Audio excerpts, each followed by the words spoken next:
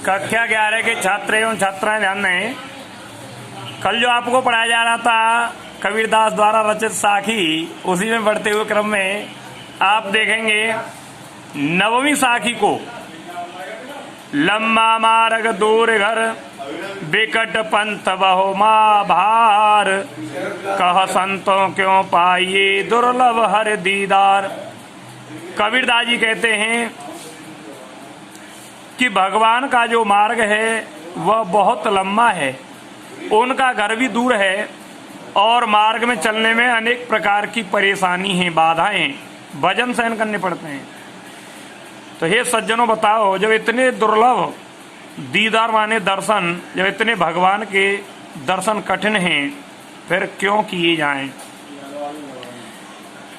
10वें साखी में बताया है कि यह तन जारो मस करो, लिखो राम का नाम, लेखड़ करो करंक की, लेके लेके राम पठाओ। कबीरदास जी कहते हैं कि शरीर को जलाकर मस माने स्याही बना दूं, लिखो राम का नाम और राम का नाम लिखूं, लेखड़ करूं करंक की, करंक माने हड्डी, हड्डी की कलम बना करके लिखाई करूं और राम नाम लिख लिख करके पढ़ूं।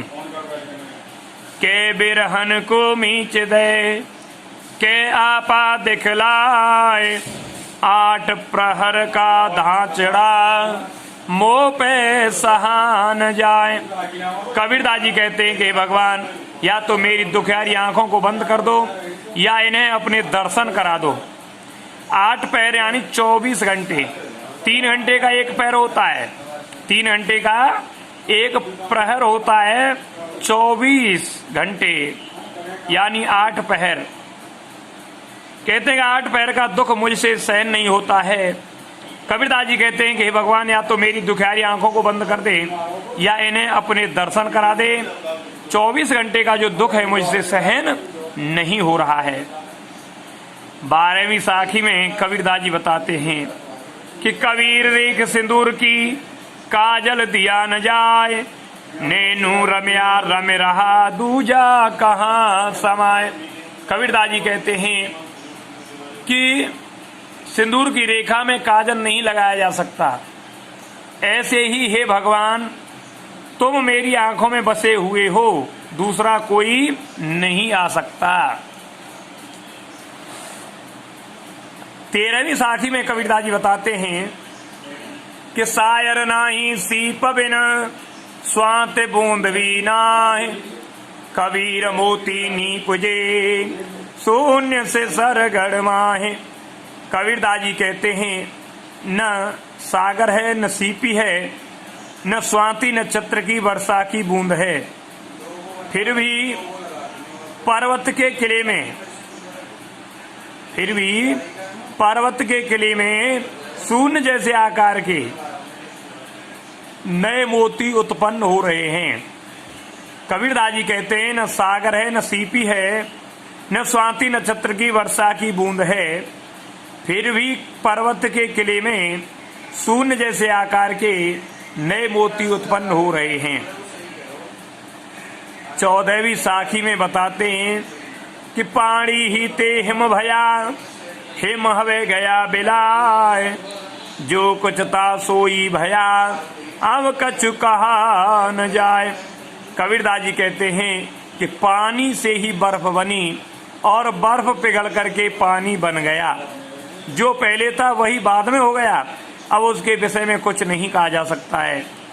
ऐसे हमारी आत्मा परमात्मा से हमको प्राप्त हुई है और यह आत्मा परमात्मा में ही मिल जाए तो इसके विषय में भी कुछ नहीं कहा जा सकता। 15वीं साखी में कहते हैं कि पंखी उड़ानी गगन को, पिंड रहा परदेश, पानी पिया चंचविन भूल गया यह देश। कबीरदास जी कहते हैं कि हमारी आत्मा रूपी पक्षी आकाश को उड़ गया और पिंजरा रूपी शरीर इसी देश में रह गया, वहां जाकर के बिना मुख के ज्ञान को ग्रहण किया और इस शरीर को भूल गया। 16वीं साखी में कहते हैं कि पिंजर प्रेम प्रकाशिया अंतर भया उजास, मुख कस्तूरी महमही बाणी फूटी वास।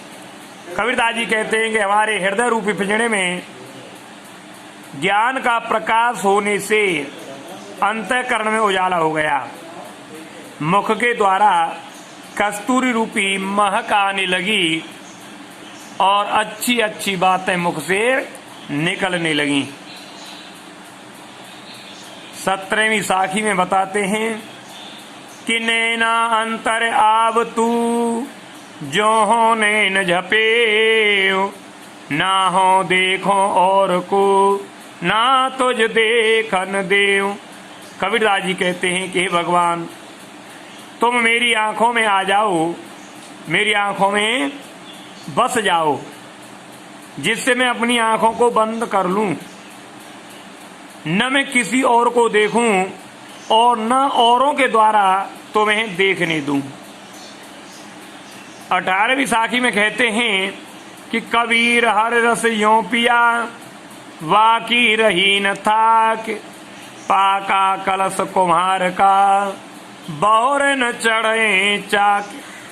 कबीरदास जी कहते हैं कि मैंने भगवान के नाम के रस को इतना पी लिया है, कुछ और पीने की इच्छा नहीं रही है, और कुछ पीने की इच्छा नहीं रही है। जैसे कुम्हार का घड़ा पक जाने के बाद कच्चा घड़ा होता है तो उसे दोबारा से चाक पर चढ़ा लिया जाता है, लेकिन जो घड़ा पक जाता है और वह किसी कारण से फूट जाता है, फिर से उसे चाक पर नहीं चढ़ाया जा सकता है। इसीलिए कबीरदास जी ने घड़ा से तुलना की है पके हुए से, कि जैसे कुम्हार का घड़ा पक जाने के बाद फिर से चाक पर नहीं चढ़ाया जा सकता है, ऐसे ही मैं इस संसार रूपी चाक पर फिर नहीं चढ़ाया जाऊंगा। 19वीं साखी में कहते हैं जो आत्मा परमात्मा को प्राप्त कर लेती है उसके विषय में कबीरदास जी ने बताया है कि हेरत हेरत हे सखी रहा कबीर हेराय, बूंद समानी समद में सोकत हेरी जाए। कबीरदास जी कहते हैं कि जो जीवात्मा परमात्मा को प्राप्त कर लेती है वह अन्य जीवात्मा को संबोधित करते हुए कहती है कि हे सखी, हेरत हेरत माने होता खोजते खोजते, हे सखी मैं खोजते खोजते थक गई परमात्मा में लीन हुई आत्मा को। जैसे समुद्र में जल की बूंद मिल जाने के बाद उसके जल को अलग करके नहीं देखा जा सकता है, वैसे ही परमात्मा में लीन हुई आत्मा को अलग करके नहीं देखा जा सकता है।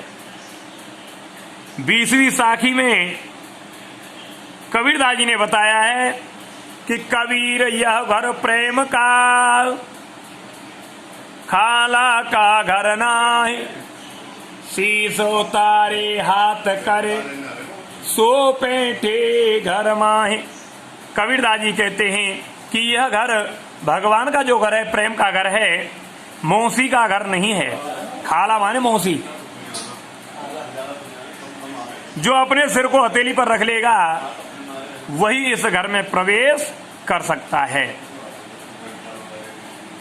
21वीं साखी को देखें, जब मैं था तब हर नहीं अब हर है में नाय, सब अंधियारा मिट गया जब दीपक देखा माहे। कबीरदास जी कहते हैं जब मेरे हृदय में अहंकार था तब भगवान नहीं थे, अब भगवान है, अहंकार नहीं है, अभिमान नहीं है, अज्ञान नहीं है। सब अंधकार तब मिट गया है जब गुरु ने मुझे ज्ञान रूपी दीपक को दिखलाया है।